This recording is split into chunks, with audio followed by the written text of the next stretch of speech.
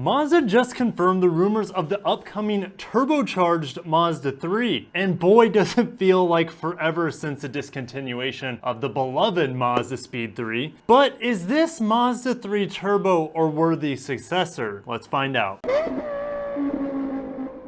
Welcome back to the channel Luxurious Fleet. My name is Kirk and I cover Japanese autos, so make sure to subscribe, hit the bell icon so you won't miss out on my coverage of the upcoming Mazda 3 Turbo and its debut very shortly. All right, let's jump over to the teaser from Mazda themselves.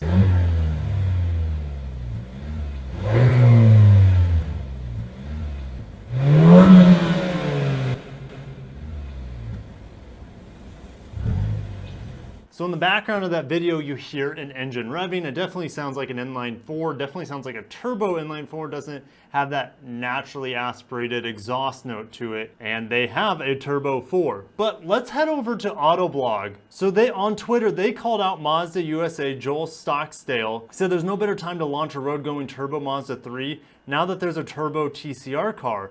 Win on Sunday, sell on Monday. Great idea. And Mazda reached back out. They said, power comes to those who wait. And then they linked that video, which we just saw, where we heard that revving.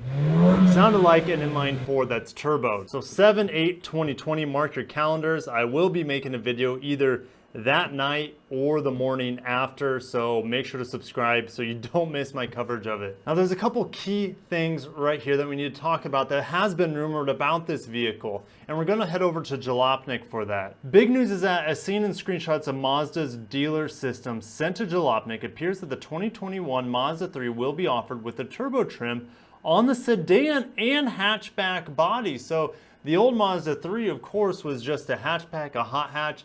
This is more of a gentleman's car. It will only be available in all-wheel drive, and we're just waiting for Mazda to confirm that on 7/8. And more interestingly, there's the Mazda 3 HB-PP Turbo in the list. Hatchback stands for, well, HB stands for hatchback. P probably means preferred package, and I'm gonna jump over to their page right here that sells vehicles. So it could be preferred package and it could be premium package. It could be either.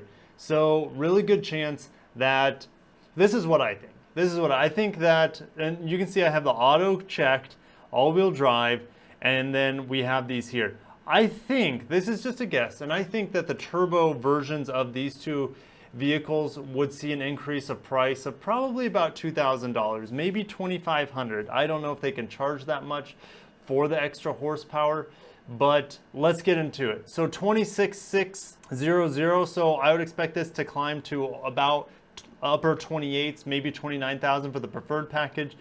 Premium package, they're probably going to be fetching in the low 30s for that. Hey guys, make sure to smash the like button. That will encourage me to do more Mazda videos, and of course will help me out immensely on the YouTube algorithm. However, all turbo models are only listed as 6A, which would mean they're only available with an automatic. The 2.5-liter hatchback is still the only manual Mazda 3. Now we see this engine in other Mazda vehicles. We see it in the CX-5, the CX-9, we see it in the Mazda 6, and it's expected, well, in those vehicles anyways, it can make 250 horsepower and 310 pound-feet of torque. That would be lovely to see in the upcoming Mazda 3 Turbo. So this capable power plant is very similar to the Mazda 3's power plant that we saw last time we saw them back in 2013.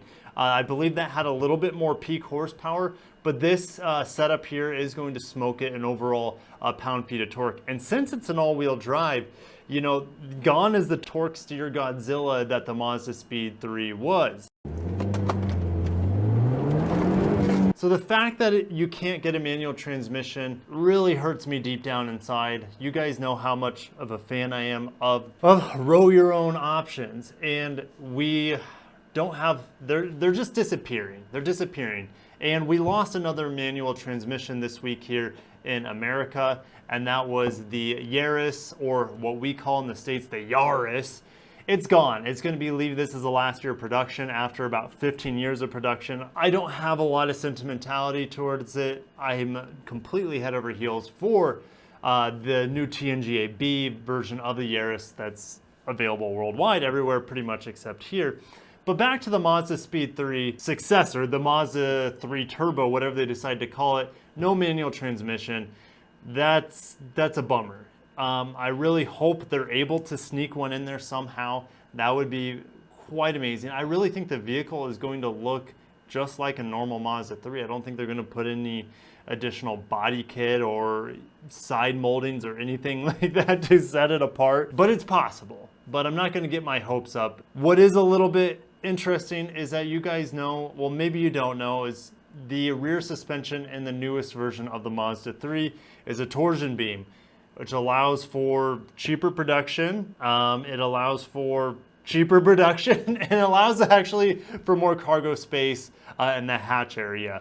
And for a budget-minded vehicle like the Mazda 3, even though it does cost a lot, in some cases a little bit more than its competitors, the lack of the multi-link rear suspension is going to hurt this Turbo 3 in absolute performance. How much? Who knows, but it would have been nice to have that option, at least on this turbo all-wheel drive version. But I'm excited for it nonetheless. To put so much power and torque in a small hatchback, in a sedan apparently, is a lot of fun, and I'm excited to see. I'm excited to see how people, receive the vehicle, how the press receives the vehicle, how you guys talk about it in the comments. Well, guys, that's about it. I will see you on 7.8 or 7.9 whenever I'm able to get that video out on the upcoming Mazda 3 Turbo. Thank you so much for watching. If you want to check out my Amazon page where you can buy model cars, that helps me out just a little bit, and I'll catch you guys in the next one. Until next time, peace out.